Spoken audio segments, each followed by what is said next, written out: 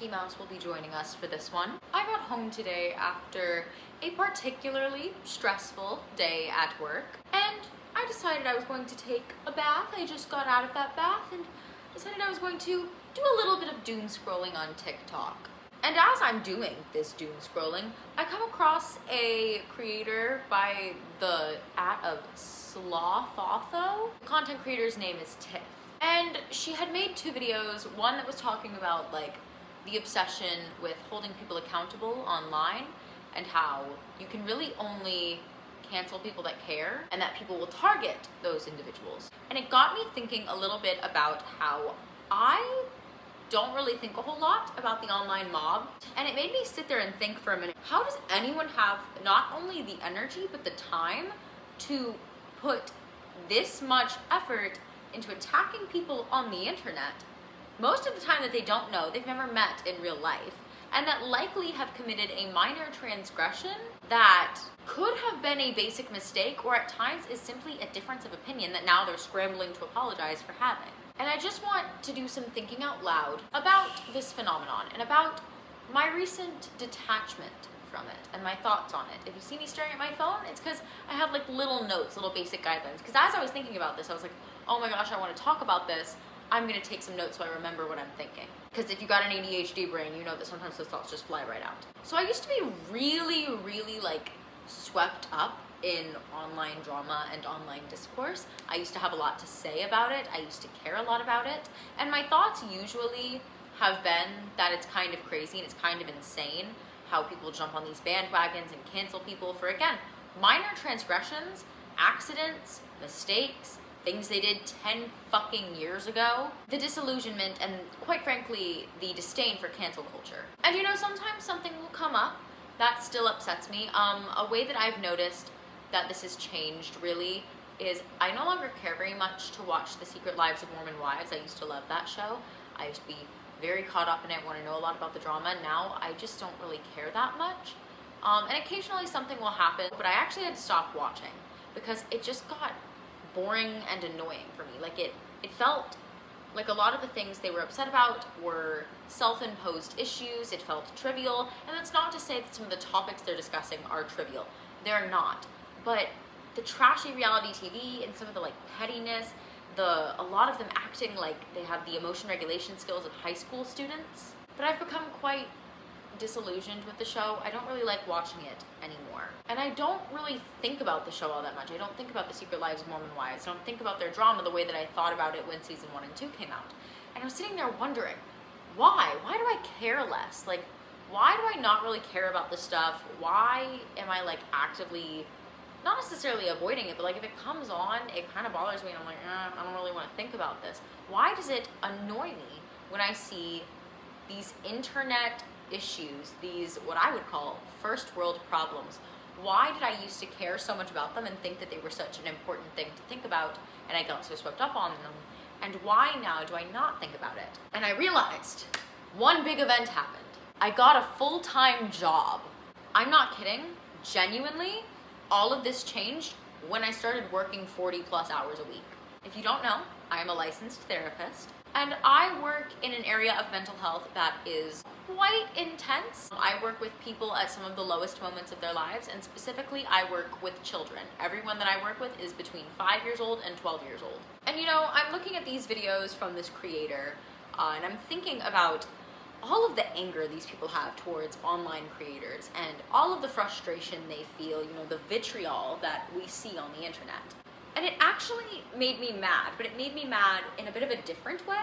And here's where we lose my notes and you just get my unfiltered thoughts. I'm really thinking out loud. It frustrated me to see and to remember that people get so mad about some of like the weirdest and most trivial things in life.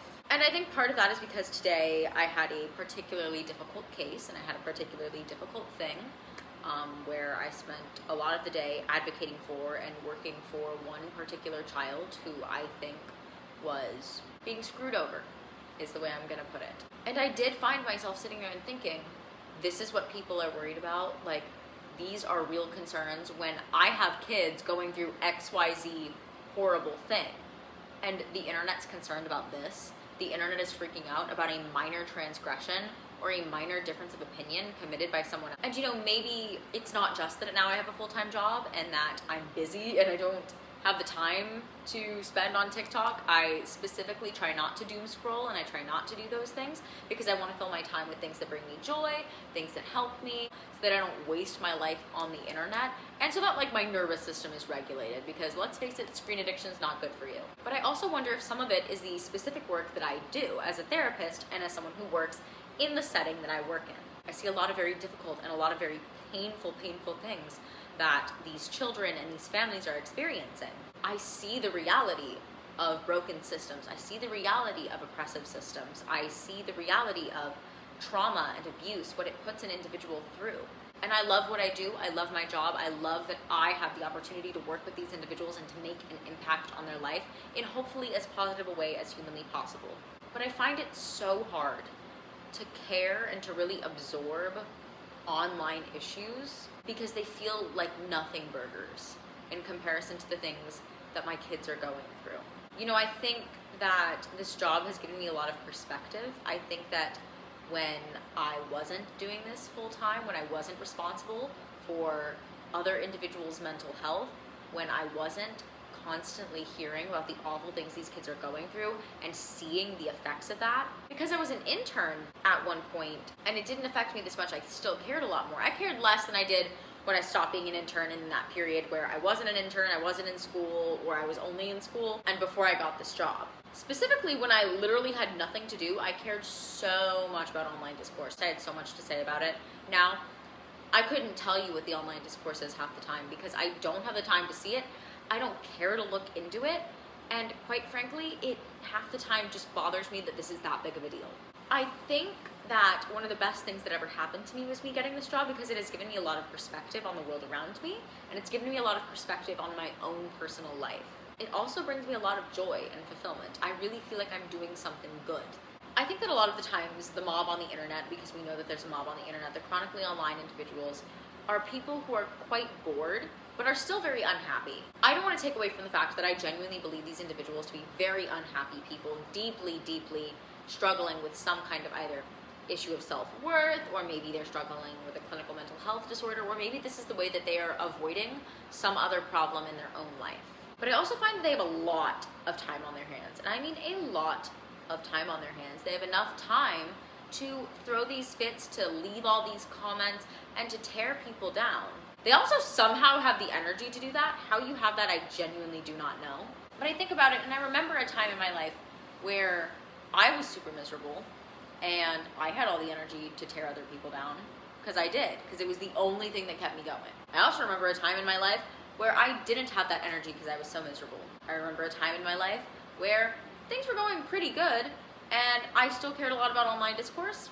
And now I'm at a point in my life where online discourse is something that I don't really think about all that much. Like, don't get me wrong, there are certain things that bother me, especially when we're abusing and misusing therapy speak, but that's probably because I think it's very essential to my field, and it's something that I see the problems in action, and I know enough about it that I feel like I have solutions. Or it just bothers me when people misuse like clinical terminology. But I don't know, again, I'm just thinking out loud, I'm throwing things out there. I think it's more than just time. I think it's more than just no longer having time on your hands. I think that some of it comes down to not even just being miserable, but not having a perspective on life, not having a good perspective on what's important in the world and what other people are experiencing. I think that working in the setting I'm working in has made me far more grateful than I've ever been in my life, far more grateful for the life that I live right now, and grateful that I have been able to come out of a lot of the things that I experienced as a child,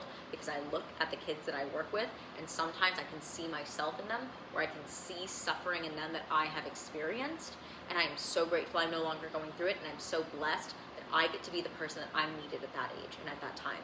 And this may not be the case. Maybe it really is just an issue of people have too much time on their hands. Maybe these causes really are just that important to people. I don't ever want to take that away from someone, because just because something doesn't touch my heart doesn't mean it doesn't touch yours. But I mean, there are some very small transgressions that we are going after people for, and don't get me wrong, calling people out for something they do that's problematic is okay. I think we've lost the plot on what that actually means.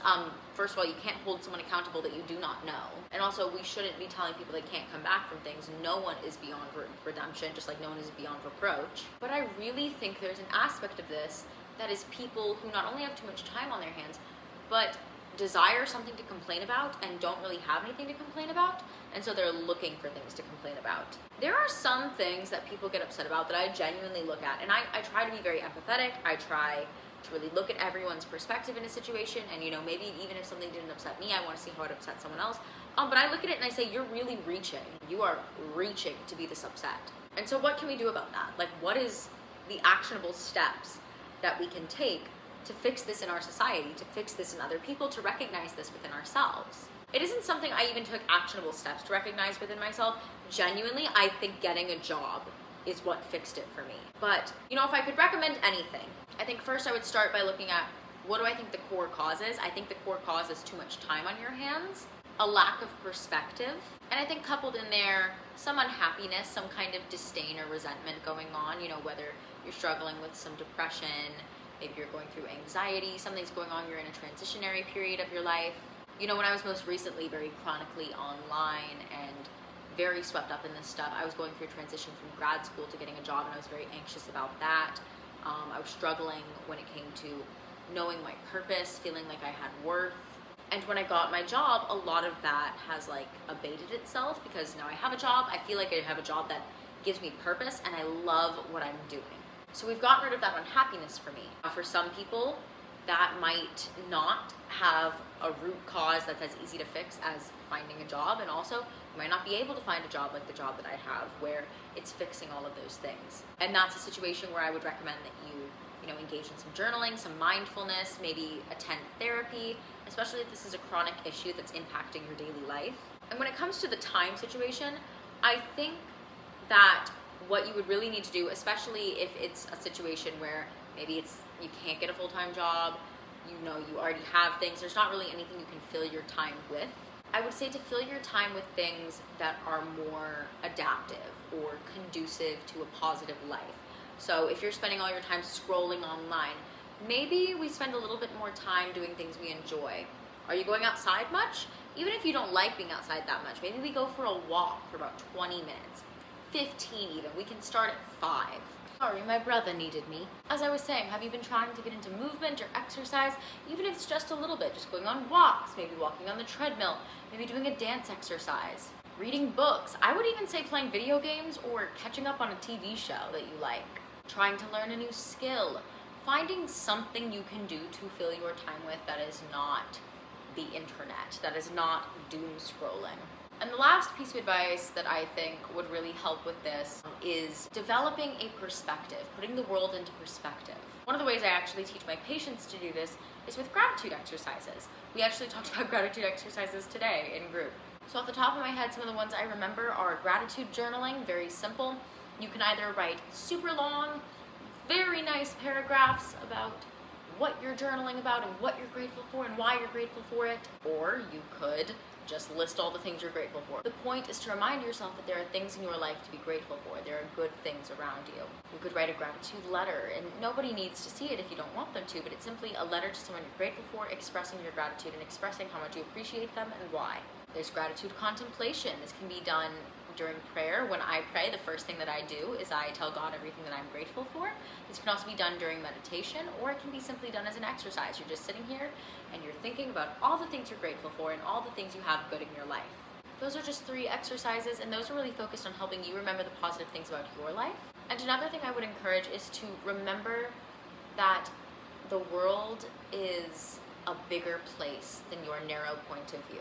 Try not to live in an echo chamber. If you notice your algorithm getting really similar, all the videos are the same, all the posts and stuff you're seeing is the same, maybe look at something from a different perspective. Even if you don't agree with it, just look at it so that you can have a different perspective and you have a different point of view. Also, I'd highly encourage you look into the sources that you're looking at. They might be biased or they might be inflated. And lastly, I would encourage you to remember that nothing is as bleak or as wonderful as it seems. The world we live in, I believe, is a very beautiful place full of inherently good people.